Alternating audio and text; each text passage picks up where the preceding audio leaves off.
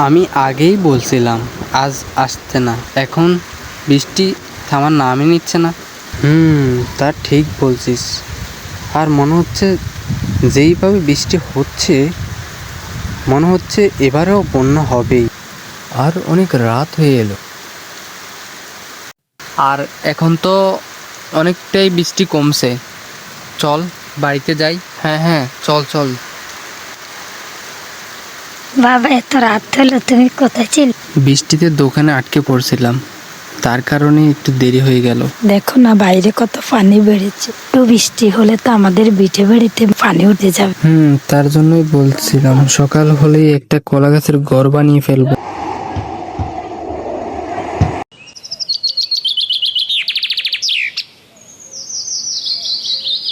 আরে শুন, এইসব পাগলামি ছাড় ছাড়।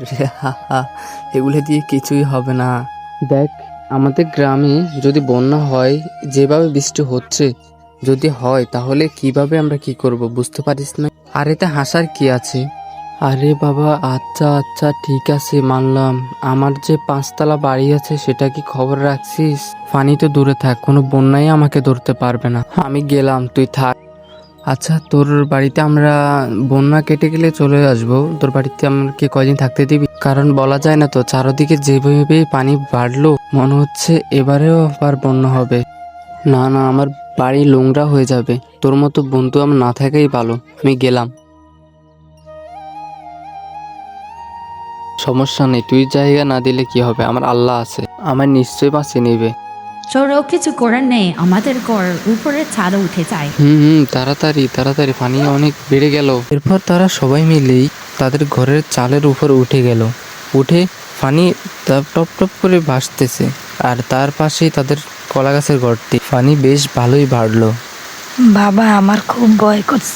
না না না, এইভাবে দাঁড়িয়ে থাকলে হবে না, আমরা বরং কলা গাছে গড়টিতে উঠে যাই। হ্যাঁ হ্যাঁ, তুমি ঠিক বলেছো, তাড়াতাড়ি চলো চলো। আমরা তো এখন ঠিক আছি, কিন্তু তোমার বন্ধুর কি অবস্থা? চলো গিয়ে দেখে আসি। তুমি অবশ্যই ঠিক বলেছো। আচ্ছা চলো গিয়ে দেখে আসি। আসলে তার কথা আমি ভুলেই গেলাম। আরে আমাকে উপরে উঠিয়ে নে না বন্ধু, প্লিজ আমাকে উপরে উঠিয়ে নে।